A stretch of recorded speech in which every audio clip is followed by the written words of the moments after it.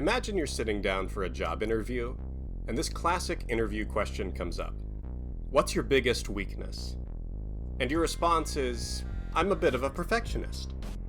It's a classic answer because really, it's a humble brag.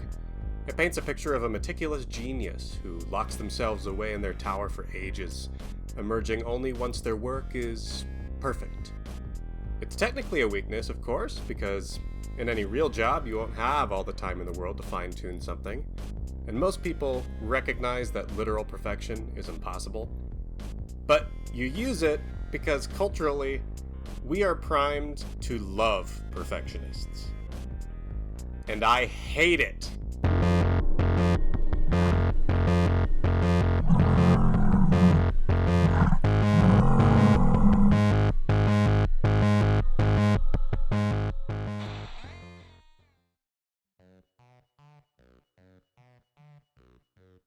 That's when he's not able to control himself and his head feathers go up, which took months of technological stuff to get his head feathers to go erect. In the United States, you bump into perfectionism propaganda on a fairly regular basis. You might be familiar with this quote from the mouth of Super Mario creator Shigeru Miyamoto. A delayed game is eventually good. A bad game is bad forever. This is a good summary of the kind of stuff you get fed all the time. It's absolutely everywhere. Game companies like Blizzard and Valve have historically worn their extremely long development schedules like badges of honor, with Rockstar Games even proudly boasting about the rigorous overtime they put their employees through. Common sayings like practice makes perfect and fail faster make perfectionist viewpoints common knowledge. We romanticize the hell out of perfectionism, praise creators who value quality over all else, and who martyr themselves over the pursuit. Famously, the developers behind the indie game hit Cuphead mortgaged their homes during development in an effort to complete the project, and when the story was told, it always had this air of inspirational quality to it. A testament to the game's quality. Like, yeah, Cuphead looks amazing, and it's a fun game, but damn, why are we celebrating the fact that it took nearly bankrupting the creators to make it? Was the end result really that worth it? Would the game have just failed to be valuable had the artist simply wrapped up the project when it became too risky, and settled for what was good enough in the moment? The physical and mental health, social lives, or even just the preference of an artist to move on is seen as mutually exclusive to creating masterpieces. This is the mark of a true artist. This mentality is more often than not coupled with the idea that by default, you kinda suck at what you do. You will always suck, and you can only strive to suck less. I regret that the technology wasn't as far as it should have been, and we realized that right away. After all, you wouldn't have to pursue perfection if you were already perfect. Therefore, the only great art of our world can come from those that recognize they suck and keep their suck hidden away until it can be tweaked and beaten into submission. Cuphead wouldn't have been as good, you see, because if the same creators behind the good thing released a shorter or less polished version of it, it wouldn't have been as good, because they had to wrangle out all the suckage. Can't argue with that. The scene in the restaurant when the ketchup blows up and all that, they built that set and we were there for a month. You may have seen one of these quality triangle diagrams before, and you'll notice that in all of them, that quality is always correlated with more time or money. You may have also heard that time is money, which is certainly true here when it translates to man-hours. So, yeah. Time equals quality is just accepted as God's truth here. I hate this framing, passionately, in a way that is hard to properly convey. I don't take issue with the logic so much as I take issue with the framing of what constitutes quality here, and the effect it has on artists. Time equals quality not because it always takes a lot of time to produce a quality work, which, by the way, it doesn't. I'll come back to that later. But because quality work seems to get defined by how much time it took to make. Say you're looking at two paintings. One that's kind of an abstract display of brushstrokes and colors, and another that's a very realistic depiction of a person sitting. I think if you were to ask most people which painting they thought was higher quality, they would most likely pick the realistic one. Now, that's for a bevy of reasons that I'm not going to get into. A lot of cultural stuff and baggage lies behind why I think in the United States we are often prone to prefer realistic depictions in art. But one factor, at least, is that it looks like it was the one that took the most effort to make. The most training, the most labor, the most time. It's really hard to be funny when you've done every angle, including the ketchup's POV. When they got to the ketchup's POV, I was like, no! You know, it's hard to tell a joke that many times. Now, don't get me wrong. This definition for quality, this perfectionist, labor-based outlook on art, is a valid one. I can't tell you how to feel about art. But it's not the only outlook. And this one in particular seems to dramatically overshadow everything else. I value expression, honest expression, in works of art. I like work that hasn't been overly labored over. Work that comes fresh out of the creator, spontaneous. I love filmmakers who fly by the seat of their pants, actors who roll with what they're feeling in the moment, and game designers who, on a whim, decide the world map should be shaped like a dog. Not for any grand purpose, just because. There's a certain raw energy and excitement you get out of an improv comedy joke that just isn't there for something written, edited, and iterated on over time. Something hugely satisfying about a musician going off on a wild, unplanned tangent. I like seeing mistakes. I like seeing the human touch. Polish has a way of removing a lot of what makes a work human, of editing and refining until the work is our perfect idea of what art should be, removing a lot of the initial value.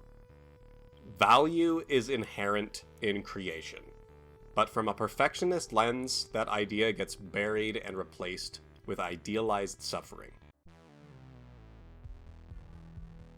You know, you'd see little Howard sitting there between takes, and they'd have a hair dryer stuffed in his bill to keep him cool. It was quite a trial. Ed was a real trooper. The net effect of all this evangelizing and drooling over creating a masterpiece is often that of silencing and shaming new voices. One of the reasons I was inspired to make this video was due to how often I've seen my artist friends bury their works for not being good enough for public consumption. How that desire to be seen as a real artist outweighs their desire to actually finish any version of it. Artist friends who get to be artists in name only, who simultaneously fear and bask in the warmth of perfectionism, because perfectionism tells them that their work is more valuable not existing than it would be to release too soon. And I'm sorry if this sounds a little over the top, but I do mean it when I say perfectionism is a privilege. What if you can't afford to spend all your waking hours laboring over details? What if you have family to care for, several jobs to balance? What if you just want to give yourself time to enjoy life? The cult of perfectionism will tell these people that they just don't care enough, that real creators are willing to put their health, finances, and everything at risk, because to release art that hasn't had every ounce of their soul poured into it is to just be another hack, or at the very least, inferior. Perpetually inferior. But hey, you don't need to release your stuff that soon, right? I mean, even a wage slave can toil away at their dream project with what little time they have for as long as it takes. Patience is all you need to be a perfectionist. Except, even that doesn't come free, does it? The world moves fast, and when we tell creators that their work will only have value if they lock themselves away for a while, as long as it takes to make it perfect, we erase any ability for that work to be meaningful in the moment. Especially if said person wants to at any point profit from the creation to, fund their livelihoods so they can someday think of creating full-time. Timeliness can mean a lot in the marketplace. Just look at what the financial chances of releasing a hit retro-style platformer looked like a decade ago compared to now. If you were a creator wanting to explore that space and potentially earn a profit, I guess you're just too late to the party. But if you're a perfectionist, I guess you'll just have to do without the benefits of timing, or else admit that you're releasing something of inherently lesser value. Finally, it's worth returning to and examining why the most dominant factor of value in our culture also just so happens to favor those with the most time and money on their hands. I mean, how convenient that the only way to achieve value through this perfection process requires either paying huge teams that can produce something appropriately polished in a timely manner, or else takes years off someone's life to achieve themselves, lowering their chances of success in the process. How convenient that perfection is achievable only through wealth or suffering. This in no way teaches a cultural preference for big studio works, or raises the bar higher than any individual could hope to achieve. I can't possibly see how this would discourage people from expressing themselves in any manner they are told is inherently lesser. They were so detailed, and they pulled puns on everything. What was the Playboy was Play Duck? As an artist myself, it's always been difficult to put to words why I feel so put down by the very concept of high standards and this cultural emphasis on perfectionism. All through my art career, I've always been content with my work a lot sooner than a lot of my peers, and I understood this as meaning that I had lower standards than others. I don't hate my work enough to be a perfectionist, and it's not because I think I'm perfect, it's because I'm content with good enough. I'm human. The idea of only making a few masterpieces in my lifetime before I die is a haunting thought, and not one that appeals to me at all. But being prolific and still being validated as a real artist can seem like an uphill battle, because in doing so, there's an expectation that you should necessarily humble yourself to your perfectionist superiors, your Pixars, your Blizzards. These are the true tastemakers. It's phony. It is a culturally acquired taste. I encourage other artists to quit listening to these clowns. Don't think that just because you can't or won't spend the time needed to dive in and round off every corner of your work, that it has less value because of that. Don't think that in order to make something that resonates with people, that you need to sacrifice some part of yourself to make it happen, or that you need to hate yourself more. Value is inherent in creation, and your voice is already enough. Don't just fail faster to reach some imaginary threshold. Fail publicly. Fail out loud. Because chances are that failure will resonate with someone more powerfully than any theoretical masterwork, because your failures will get to exist.